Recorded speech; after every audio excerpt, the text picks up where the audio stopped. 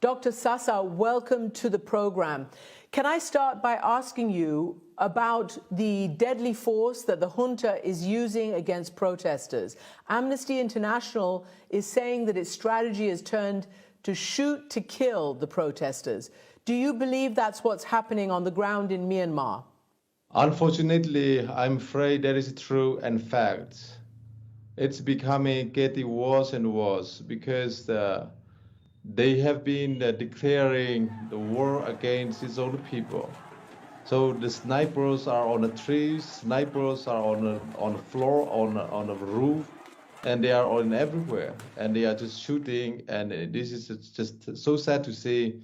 This happened again and again. It have happened in 1888. It happened 97. It happened 2007. It happened 2017. And now in my lifetime, 2021, we have seen this crime against humanity. Let me just read you what the UN Special Rapporteur for Myanmar has said. He is basically saying that the junta is shooting down people in cold blood using 12-gauge shotguns, 38mm rifles, semi-automatic rifles against peaceful protesters who pose no threat. You've just talked about snipers in at high points taking aim. What do you think the aim of the junta is now? Because up until now, they were using water cannon, they were using rubber bullets. Why do you think now, a month after the coup, they have turned to this escalation of live fire? In the way, it's not surprising. That's exactly what happened in 1988. That's what happened in 1997. That's what happened in 2007. That's what happened in 2017, and now it's happening again. So it's like repetition of the same crime against humanity. And I'm afraid this is what has been happening to ethnic minority states like Kachin, Karen, Rakhine, Shanmun, Chin. This is what we have been living on for the last 50 years. They are bringing the bombs by the fighter jets. It seems like they have the license to kill. They have the license to rape, the license to torture, and the license to crime against humanity.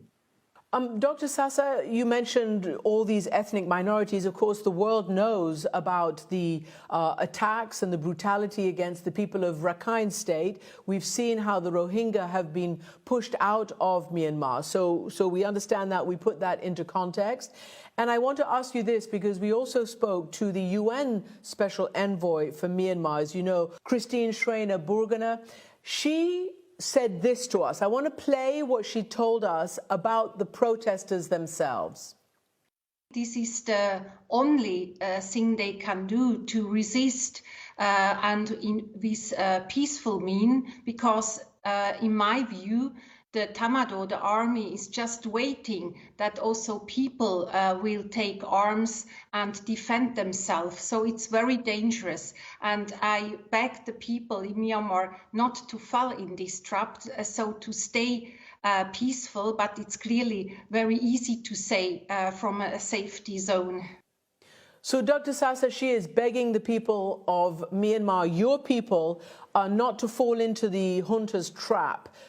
Do you also, would you reiterate that call? Do you beg the people also not to resort to violence themselves, not to get trapped by the military into doing that, and then, maybe an even worse crackdown?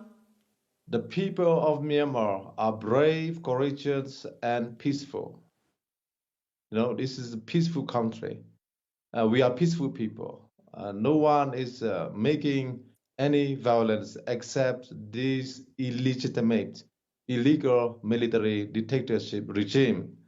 So it's a very, very difficult for me to see our people will take guns or any weapons to against the Tamado.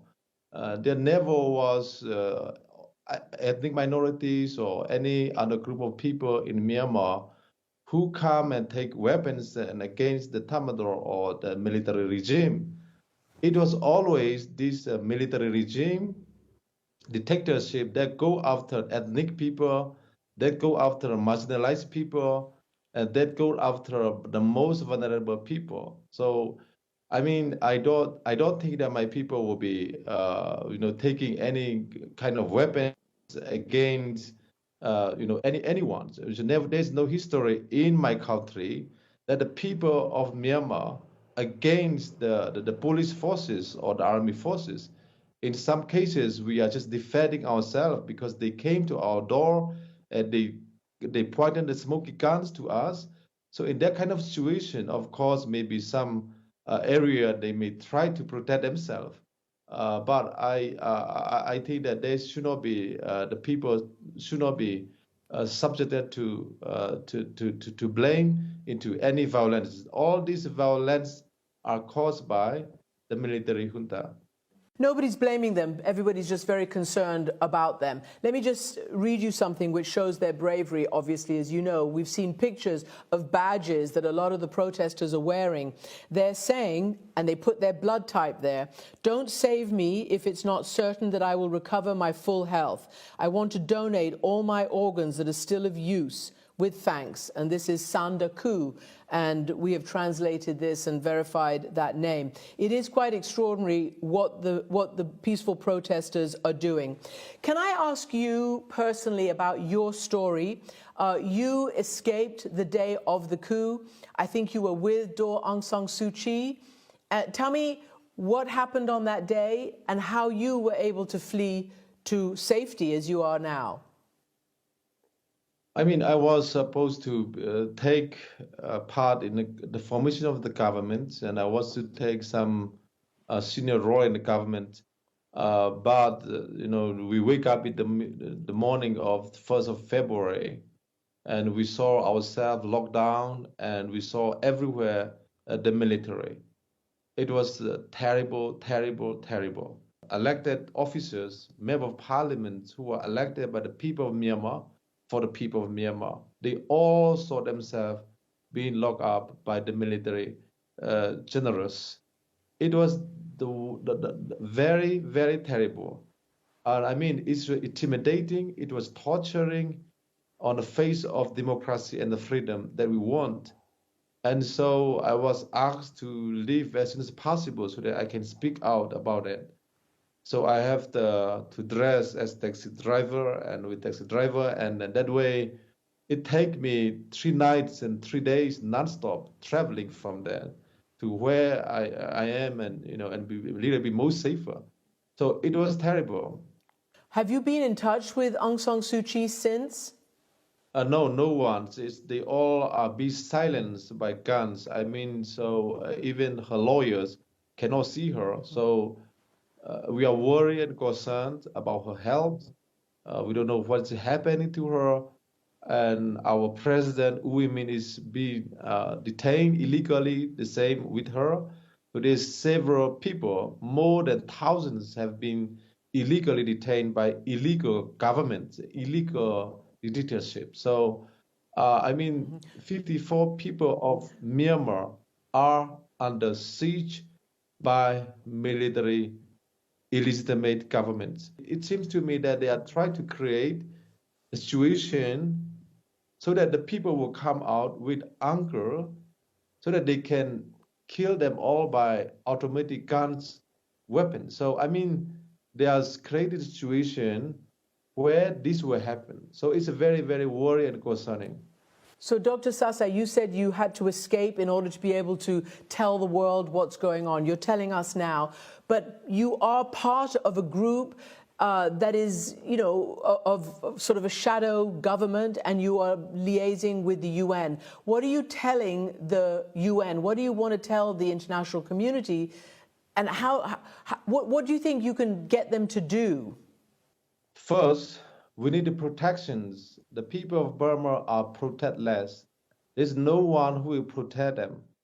And this illegal military regime has declared the war on the people of Myanmar. So no one is safe. So number one, we need safety. That means the international community have the responsibility to protect when the state failed to protect its own people. So we are asking international community to look at that. And secondly, We need international community to recognize and work with democratically elected member of parliament. And in coming weeks, we are going to form this interim government. When we form interim government, there will be alternative government against this illegitimate military-run governments. So we are asking international community to recognize the November 8, 2020 election, where the people of Myanmar have spoken loud and clear. They have chosen us to represent them, and now it's been silenced. So free and democratic world cannot silence with the generous. They must stand up with us. They must uphold the will of the people of Myanmar, and they must help us to uphold the will of the people of Myanmar. People of Myanmar, my people, are not asking money. We are not asking anything. We are asking that we gain back our freedom. We want freedom. We want justice. We want democracy. We want federal. We want peace. So if we have that, we have everything. Dr. Sasa, thank you so much for joining us and putting your case for the people of Myanmar for the world to hear. Thank you. Thank you very much, Christian.